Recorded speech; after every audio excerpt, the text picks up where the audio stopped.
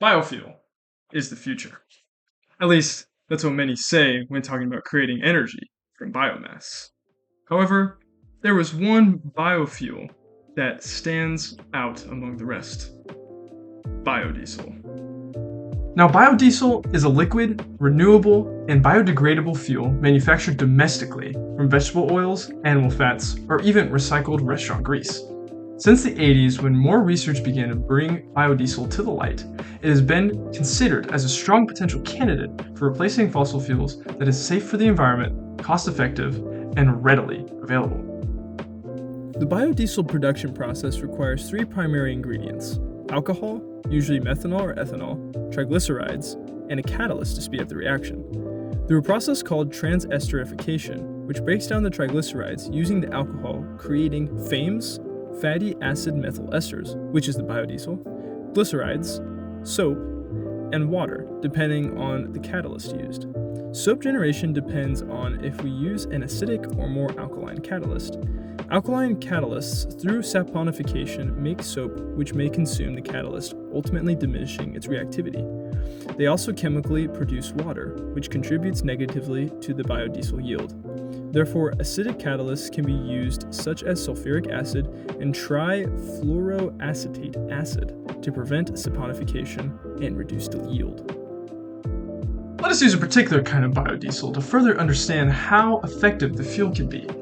This kind can be produced using matter from your favorite local Tex-Mex restaurant. They call it yellow grease biodiesel. Yellow grease biodiesel, also known as yellow grease fuel, is a kind of biodiesel produced with used cooking oil that can come from Olive Garden, the school cafeteria, or even your own house, for my chefs out there. Cooking oil currently used across food chains and restaurants is mostly plant-based oils with low FFA, or free fatty acid, content, which means a basic catalyst will be used to increase the performance of the reaction. For our alcohol, methanol or ethanol is widely used since they are created through renewable sources and react well with triglycerides and basic catalysts as seen used in this particular reaction. Diving deeper, let's take a closer look at ethanol. Bioethanol is made from starches and sugars, primarily cornstarch, especially in the States, via fermentation. This in fact benefits the production of biodiesel by lowering costs, further reduction of greenhouse gas emissions, as well as avoiding competition with the food and agriculture industry. Everyone wins in the industry, and is definitely something to keep in mind as we continue. Therefore, our overall equation for yellow grease fuel production will look something along the lines of this. Now, the biodiesel industry, yet small, has massive implications of being the future of fuel usage for many industries.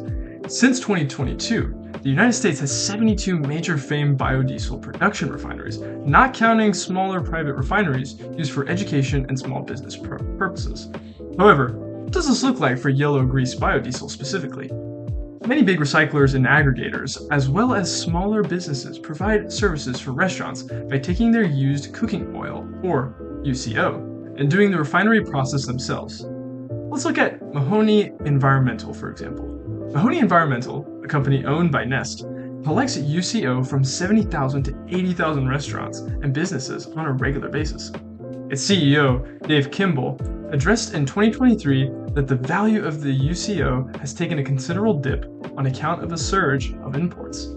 This is to account for another variable in this young, fast-growing industry, which should be kept in mind for later. Therefore, we see the industry is still in the development phase to become more efficient in production, cost, and usability. There's also a more significant road bump that we will address later. Let's first look further on why the industry is attractive and why we should care. Yes. Footprints. Dinosaurs made them, babies make them, and heck, even I make them when I feel it. Oh, no, that was a joke. My foot is actually way smaller than that. Of course, I'm talking about the carbon footprint. Let's look at the effect biodiesel has on the environment. According to the Iowa Renewable Fuels Association, biodiesel decreases greenhouse gas emissions up to 86%. Biodiesel is also both non-toxic and biodegradable, making it both safe to be released in engines and into the environment. In fact, biodiesel acts as a cleaning agent. Diesel engines' filters must be replaced often if switched to using biodiesel because of how well it cleans burned carbon from years of use. Using biodiesel also lowers particulate matter by 47% and even reduces hydrocarbon emissions by up to 67%. It even has a 3.5 to 1 energy balance in the context of US fuels. Of course, there are different blends of these fuels, primarily B100, a pure form of biodiesel, and assorted mixtures ranging from B10 to B90. That gives more power. Of course, B100 is the best for the environment, but has the least amount of power output when compared to assorted mixtures. Now, let's talk money. Clean Fuels Alliance America reported back in 2023 that the biodiesel sector had an economic impact of $23.2 billion, created 75,200 jobs, and paid $3.6 billion in annual wages in the US back in 2022. The industry is in fact the largest economic and employment benefit provider in the farming, oilseed processing, and fuel production industries. Farming benefited from 30% of the industry's total income, as well as oilseed processing, which benefited 21% of the industry's total income. The manufacturing process itself has also helped the economy in agriculture. The ethanol industry alone, according to the Renewable Fuels Association in 2023, contributed over $54.2 billion to the GDP of the US and supplied over 72,400 jobs. The demand for major vegetable oils, such as soybean, corn, and canola, because of the rise of the industry, has increased drastically. The USDA reported a total production of 19.1 billion pounds of soybean oil from the 22-23 marketing year alone. This is 4.5 billion pounds more than the marketing year prior. It is definitely apparent that this industry has impacted agriculture and the US economy greatly. How many people know about this? It definitely is an industry that the majority have heard of, but do they know about it? The government has greatly boosted the publicity of this industry due to a push of implementing cleaner energy solutions in recent years.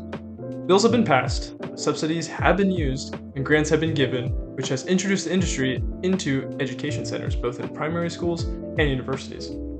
CEO of Clean Fuels Alliance America, Donald Rehagen, stated in 2024 that consumers and corporations are demanding more clean fuel, and they are increasingly turning to biodiesel and renewable diesel to meet those demands. Our industry has become a central force in the global effort to curb greenhouse gas emissions. This undoubtedly is how most are knowing about this growing industry. The concern for the health of the environment is now more than ever. With all this information, what do we do now? It is clear that the biodiesel industry is very important to the current ag economy, and potentially the future of energy. It supports jobs, helps farmers and other associated companies, and can save the environment. However, remember that road bump I mentioned in the beginning? The primary con that must be addressed has to do with the production of biodiesel components. Yes, I'm talking about ethanol again. A channel called Real Engineering has a brilliant video about this topic. Through calculations by researcher and entomologist David Pimentel, it was found that the ethanol process to produce 1 liter of ethanol requires 6,600 kilocalories. The problem here is 1 liter of ethanol only produces around 5,130 kilocalories, resulting in a 22.3% loss and therefore making the whole process redundant. As discussed before, we don't necessarily have to use ethanol to produce biodiesel, but many different alcohols run into the same issue and is more expensive to produce. This also encourages more farmland to be created, causing major ecosystem disturbance.